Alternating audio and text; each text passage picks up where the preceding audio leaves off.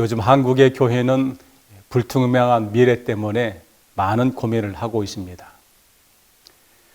아마 가장 큰 고민은 교회의 노령화일 것입니다. 우리 사회가 고령 사회가 되었으니 교회가 노령화되는 것은 자연스러운 현상이라고 하겠지만은 문제는 교회를 이끌어갈 다음 세대 수가 줄어든다는 점입니다. 그 단적인 현상이 어린이 주일학교에 참여하는 어린이 수가 점점 줄어들고 있다는 점입니다. 정확하게 조사를 하지 않았지만은 수도권에 있는 교회 가운데도 어린이 주일학교 예배를 갖지 못하는 교회가 상당수일 것입니다. 그렇다면 지방이나 농어촌의 교회의 어린이 주일학교 현실은 굳이 말하지 않아도 짐작이 될 것입니다. 한국의 역사에서 교회는 시대마다 중요한 역할을 해왔습니다. 이미 교회 일선에서 물러난 은퇴 목회자들이나 또 은퇴를 앞둔 목회자들이 활동할 때 한국 교회의 어린이들이 정말 많이 몰려오던 시기였습니다. 그만큼 그때의 교회는 사회가 주지 못하는 것을 공급하는 역할을 했기 때문에 그렇습니다. 나아가서 교회는 시대 정신을 이끄는 위치에 있었습니다. 그러나 요즘 교회는 지금까지 누려왔던 한국 사회 속의 교회의 모습이 얼마나 갈 수 있지를 걱정하는 시기가 되었습니다. 이런 때에 교회의 어린이 교육에 대해서 좀 더 심도 있는 고민과 논의가 필요하다는 생각에 오늘 말씀을 나누고자 합니다. 모든 생명체는 성장과 번식이 그 본래의 목적입니다. 흔히 성장하면은 겉으로 보이는 양적인 것만을 생각하지만 성장은 겉과 속이 성장이 동시에 이루어져야 합니다. 가장 단적인 예로 나무를 본다면은 우리는 흔히 흙 위에 드러나 있는 나무에만 관심을 갖고 있지 흙에 줄기가 자라는 그만큼 땅의 뿌리 또한 함께 자라고 있다는 것은 우리는 별로 보지를 못하고 있습니다. 만일에 줄기만 자라고 뿌리가 자라지 않는다면 그 나무는 균형을 잡지 못해서 넘어지게 될 겁니다. 마찬가지로 인간의 성장 또한 겉과 속이 함께 균형 있게 자라도록 하는 것이 참 교육입니다. 인간은 동물과는 달리 육체와 정신과 영혼을 갖고 있다고 말합니다. 이 세 가지 영역이 균형 있게 잘 자라야 정상적인 인간이 되는 겁니다. 오늘의 사회에 있어서는 교육의 목표가 정신의 영역에만 집중되어 있고 정신 영역에 있어서도 정보와 지식이라는 한 부분에만 너무 치중되어 있습니다. 교육은 자기 스스로 배움의 즐거움을 갖고 죽을 때까지 성장하도록 이끄는 것이 그 목표입니다. 즉 자기의 세계를 갖도록 하는 것이 교육이라는 겁니다. 자기 소리를 낼 수 있도록 하는 것이 바로 교육의 하나의 과정이고 그리고 교육을 주는 그 기능이 될 수도 있습니다. 어려서부터 교육의 목표를 잘 우리가 인지하고 참 인간 성장에 두지 않고 그저 인류 대학이나 입학이나 또 대기업 취업에 목표를 두고 세우게 되면은 교육의 질은 점점 저하되는 것은 말할 필요가 없을 것입니다. 미국의 소수민족 가운데서 아이비리그 대학의 입학률이 가장 높은 민족 중에 하나가 코리안, 한국 사람입니다. 그런데 정말 아이러니하게도 동시에 자퇴나 또는 퇴학률이 가장 높은 민족 또한 한국 사람입니다. 이유가 무엇일까요? 왜 그 뛰어난 학생들이 좋은 대학에 들어가서 얼마 견디지 못하고 학교를 그만두는 이유는 무엇일까요? 가장 중요한 이유는 타율적인 교육 때문에 그렇습니다. 어려서부터 사교육에 익숙해져 있어서 누군가가 내 옆에 붙어서 나를 지시해주고 가르쳐주지 않으면 공부를 하지 못하는 겁니다. 그러니까 대학에서는 스스로 공부를 해야 되는데 여기를 따라가지 못하는 거지요. 일부 한국 학생들은 학과목 선택까지 부모들이 도와줘야 한다는 얘기를 듣습니다. 교육의 목표가 한 인간으로 독립할 수 있도록 하는 것인데 오히려 남에게 의존하도록 가르치고 있습니다. 또 다음으로는 부모님들의 지나친 교육의 열정이 자녀들로 하여금 자기 적성에 맞는 공부를 하도록 하지 않고 부모의 욕심에 의해서 공부하도록 강요되기 때문에 그렇습니다. 한때 미국 사회를 소란스럽게 했던 불미스러운 일이 있었습니다. 전국에서 손꼽히는 LA 어느 고등학교에서 한인 학생 서너 명이 밤중에 교무실에 몰래 들어가서 성적표를 조작하는 일이 있었습니다. 그 학생들이 공부를 못해서 그런가? 아닙니다. 이 학생들은 반에서도 정말로 열 손가락 안에 꼽히는 우수한 학생들이었습니다. 근데 무엇 때문에 그런 부정을 저지르게 되었을까요? 그 부모님들이 너는 꼭 하버드 대학에 가야 된다. 예일 대학 가야 된다. 그는 어려서부터 이런 주입을 시켰기 때문에 이런 일을 저지르게 된 겁니다. 지금은 그들이 어떤 모습으로 살아가는지는 알 수 없지만은 그들에게는 평생 이 수치스러운 과거 역사가 따라다니게 될 것입니다. 수단 방법을 가리지 않고 성공하려고 했던 그 부모들은 자식들에게 수단 방법을 가리지 말고 성공하기를 바랬던 겁니다. 한 사회가 바르게 성장하는 기초는 인문학에 있다고 믿고 있습니다.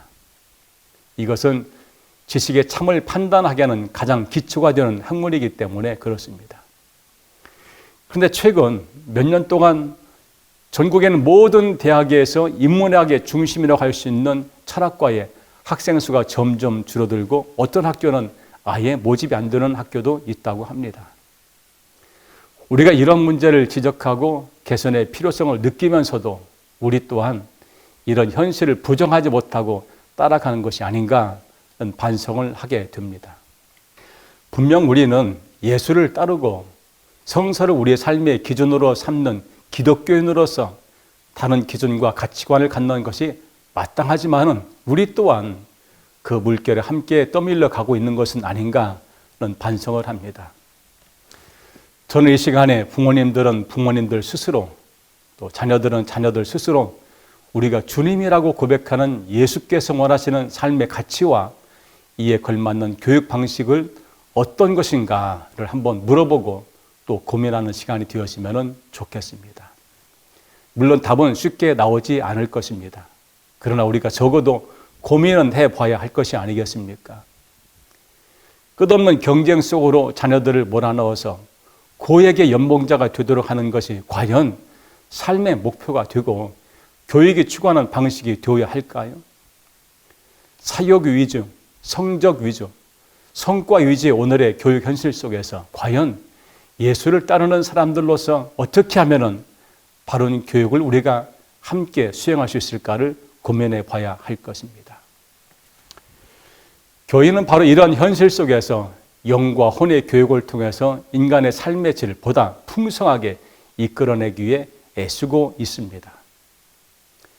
교회 교육의 궁극적인 목표는 한 인간의 구원이지만은 그 구원은 저 피안에 저 천국의 삶을 지향하는 것이 아니라 현재 우리의 삶의 자리에서도 인간다움의 삶을 살도록 이끄는 그 힘의 작용, 이것이 옳을 것입니다. 본래 동양이나 서양 모두 공교육의 시작은 종교로부터 시작했습니다. 현재에 와서는 종교는 뒷전으로 밀려나 있는 형편입니다. 영혼이 메말라 있는 사람, 영혼이 죽어 있는 사람, 삶의 갈등에 고민하지 않고 자연과 타인, 그리고 신과의 관계를 질문하지 않는 사람들의 끝이 어떠한지를 우리는 알아야 합니다. 왜 가져도 우리는 만족을 하지 못하고 왜 우리는 계속 목말라 하며 불평과 불안 그리고 초조 속에서 사는 것일까요? 자신이 당하는 불리에게는 곧장 항거하지만은 이웃이 당하는 불리에게는 전혀 관심이 없는 사회, 이 사회 속에 정의는 과연 있을까요? 결국 자신에게 어떤 결과가 올 것인지에 대해서 우리는 깊이 생각해 봐야 합니다. 흔히 세상에서 가장 성공적인 민족을 꼽으라면은 세계 인구의 0.5%밖에 안 되는 이 유대민족, 그중에 이들이 노벨상의 3분의 1을 차지하고 있다는 것은 참 놀라운 일입니다. 서점에 가면은 유대인의 교육과 관련된 책들이 정말 많습니다. 그런데 정작 그들의 성공의 근본은 가정에서의 신앙 교육을 강조하는 이 면에 대해서 관련된 책은 그리 많지 않습니다. 유대인의 강점은 교육에 있는 것이 아니고 교육 밑에 신앙이 있다는 겁니다. 최근에는 새로운 시대에 맞게 새로운 교육 철학과 교육 방법들이 등장하고 있습니다. 20세기 말부터 21세기를 주도하고 있는 학문적인 담론은 생태론, 그것은 첨단의 문명과 경제의 제일주의에서 하나님과 세계, 인간과 자연, 인간과 인간의 극한적인 대립과 소유의 현실에 대한 자성의 소리입니다. 성서에 나타난 하나님의 창조 법칙으로서의 생태의 논리와 기독교 교육의 관계는 오늘의 말씀 속에서 우리는 찾을 수가 있습니다. 함께 읽은 창조 이야기 중에서 타락 이전의 하나님 나라를 기술하고 있습니다. 창세기 2장 4절에서 25절까지의 하나님 나라는 하나님과 인간, 인간과 자연, 인간과 인간이 분리지 않고 서로가 하나인 나라였습니다. 그런데 창세기 3장부터는 인간의 타락 이야기가 등장합니다. 우리가 살고 있는 세계가 그렇듯이 하나님, 인간, 자연의 관계는 극도로 분리되어 있는 세상에 되어버렸습니다. 성서의 구조의 틀에서 본다면 크게 에덴 동산으로 언급하는 하나님 나라와 타락 이후의 죄와 악이 존재하는 오늘 우리의 세계, 그리고 인간의 구원의 활동으로 설명할 수가 있을 것입니다. 요한복음에서도 예수 그리스도의 존재와 삶의 구원, 역사의 논리가 잘 나타나 있습니다. 예수 운동의 가장 큰 핵심은 하나님이 인간을 몸을 입고 이 땅에 와서 십자가에서 생명을 내어준 사건입니다. 이거는 신약 성경 전체를 통해 흐르는 예수 그리스도의 섬김과 희생은 생명의 길로 우리에게 보여주고 있습니다. 예수 그리스도의 삶과 섬김, 생명을 우리의 삶 속에 실천하는 것이 바로 기독교 교육이 지향하는 목표이고 이런 지향점에 집중되어야 합니다. 기독교 교육이란 무엇입니까? 여기에 우리는 분명한 정의가 필요합니다.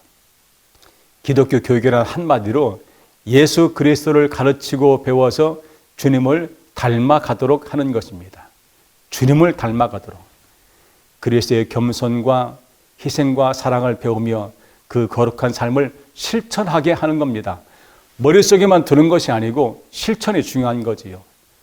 기독교 교육은 단순히 교리를 가르치는 것이 아닙니다. 주님의 인격을 알게 하고 주님과 만나게 하는 것입니다. 유대인들은 아이가 태어나면 먼저 성경 말씀과 하나님을 가르칩니다. 유대 역사가 요세푸스는 성전이 무너져도 어린이는 회당에 보내야 된다. 우리의 최고의 자랑은 교육이다. 이스라엘의 교육과서는 성경이다. 율법을 사랑한다면 자기 이름을 알기 전에 율법을 가르쳐야 된다. 이름보다 율법을 더 반복해서 익혀줘라 라고 강조합니다. 이런 교육의 철학 때문에 유대인들은 자기 이름과 생일은 잊어도 율법과 하나님은 잊지 않다고 합니다. 하나님이 나를 얼마나 사랑하시고 있으며 나에 대한 계획이 얼마나 놀라운지를 알게 하는 것, 이것이 바로 우리 기독교 교육이 지향하는 목표점이라는 것입니다. 하나님은 저 멀리 계신 분이 아닙니다. 그 하나님은 나와 함께 계셔서 나를 지도하시고 내 삶을 섭리하시며 나의 삶 속에 살아계신 하나님이심을 이 아이들이, 어린이들이 체험하게 해주는 겁니다. 그래서 기독교 교육은 하나님의 말씀에 순종하는 사람으로 만들어 가는 것입니다. 또 기독교 교육은 하나님을 의지하고 기도하는 사람으로 만들어 가는 과정입니다. 기독교 교육은 왜 중요합니까? 그것은 창조된 인간의 모습으로 회복이기 때문에 그렇습니다. 기독교 교육의 기본 목적은 사람다운 사람으로 만드는 것입니다. 물론 학문이 도덕적인 사람은 만들 수 있지만 새로운 사람으로 만들 수는 없습니다.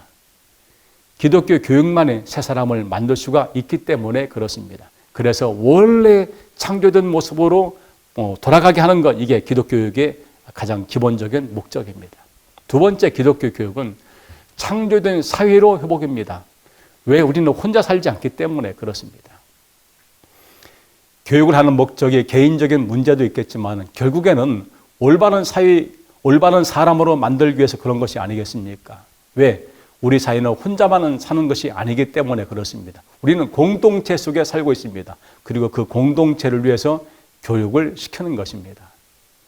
그러나 아무리 많이 배운다고 해도 올바른 사회를 만들 수는 없습니다. 오히려 배우지 못했던 때가 더 행복할 수도 있습니다. 학력 수준이 높아진 지금은 더 무서운 사건이 얼마나 끊임없이 펼쳐지고 있습니까? 결국에 우리가 기독교 교육을 어떻게 하느냐, 이게 어떤 사회를 만드냐에 달려 있다는 겁니다. 또 기독교육의 중요성은 사람을 의의 길로, 즉 바른 길로 인도해야 하기 때문에 중요합니다. 교육의 궁극적인 목적은 사람이 사람답게 살게 하는 것입니다. 그것을 보통 진리를 찾는 것이라고 말합니다. 사람들은 진리를 찾으려고 정말로 애를 쓰지만은 진리의 길은 오직 한 길밖에 없습니다. 그래서 예수님은 내가 곧 길이요 진리요 생명이니 나로 말미암지 않고는 아버지께로 갈 자가 없느니라고 했습니다. 기독교 교육은 우리 자녀들을 예수 그리스도에게로 인도해 줍니다. 그리고 주님을 만나게 해줍니다. 생명의 길로 이끌어 줍니다. 우리의 자녀들을 올바른 길로 걷게 하고 신앙 중심으로 살게 해 가려면은 결국에는 기독교 교육이 필요하다. 이들이 교회 중심으로 자라가게 해서 그렇습니다. 하나님 중심의 삶을 살게 해야 되기 때문에 그렇습니다. 기독교 교육을 기독교 교육답게 하려면 어떻게 해야 될까요? 제일 중요한 것은 좋은 교사가 있어야 합니다. 좋은 교사는 구원받은 확신과 감사로 충만한 사람, 가르치는 사람이 구원에 대한 확신과 구원에 대한 감사가 넘쳐야 그래야 아이들을 가르칠 수 있지 않겠습니까? 어린 아이들에게 예수 그리스도의 모습을 보여줄 수 있는 사람이 되어야 합니다. 교사들은 내가 가르치는 이 아이 하나가 앞으로 하나님께 어떻게 쓰일지 모르기 때문에 한 생명이라도 소홀히 하지 말고 말씀을 가르쳐야 합니다. 교사는 성령님께 의지하며 맡겨진 사명을 감당해야 됩니다. 내가 한다는 생각을 버려야 됩니다. 그래서 우리는 항상 기도하며 하나님을 뜨겁게 사랑하고 그 마음으로 어린이를 사랑해야 합니다. 특별히 교사는 사명감이 필요합니다. 생명을 구원하는 교사의 사명이 얼마나 중요한지를 알아야 합니다. 그 다음은 좋은 교육을 위해서는 좋은 시설을 갖추어야 합니다. 과거에는 시설에 충분하지 않아도 어린아이들이 교회로 몰려왔습니다. 그러나 그런 시절은 이미 지나갔습니다. 어린이들이 좋아할 만한 교육시설을 갖추는 것은 선택이 아니고 필수가 된 세상입니다. 교회 안에서 학생들이 마음껏 뛰어놀 수 있는 시설을 우리는 반드시 갖춰줄 필요가 있습니다. 또 어린이 교육에 우선순위를 두어야 합니다. 교육의 효과는 나이가 낮을수록 좋습니다. 시카고 대학의 벤자민 교수는 인간은 1세에서 8세까지 교육의 85%가 다 끝난다고 했습니다. 어린아이는 옥토와 같습니다. 뿌리는 대로 100% 수확을 거둘 수 있는 나이입니다. 그래서 어린이 전도는 황금 어장과 같다고 할 수가 있습니다. 왜? 적은 노력으로 많은 생명을 구원할 수가 있기 때문에 그렇습니다. 기독교 교육은 성령께서 역사해 주시기 때문에 교육학자와 심리학자의 통계를 뛰어넘어서 많은 청장년들도 새 사람이 되는 것을 우리는 알게 됩니다. 그러나 대부분 어린이에게 뿌린 그 씨앗이 자라서 그렇게 열매를 맺게 된다는 것이지요. 초기 한국교회의 구성원은 피라미드 구조였습니다. 그러나 지금은 완전히 역피라미드 구조로 되어버렸습니다. 이 사회가 악해져 가고 있습니다. 언제 어떤 일이 닥칠지 우리는 예측할 수 없는 이 무서운 일들이 우리 주위에 벌어지고 있습니다. 이런 이 사회 문제를 해결할 수 있는 방법, 그것은 기독교 교육이 해답이라고 믿습니다. 예수님을 가르치는 것, 예수님을 닮게 하는 것, 구원과 천국에 대한 확신을 심어주는 것, 이것은 무한한 가능성을 가진 어린이들, 교회 아이들이 우리 교회의 미래이고 우리 기독교를 이끌고 갈 우리의 다음 세대로서 우리보다 더 훌륭한 신앙의 사람들이 되기를 바라는 마음 우리는 기도해야 될 것입니다. 그리고 이 아이들이 우리의 기도와 우리의 관심과 그리고 우리의 지지로 그렇게 될 줄로 믿습니다.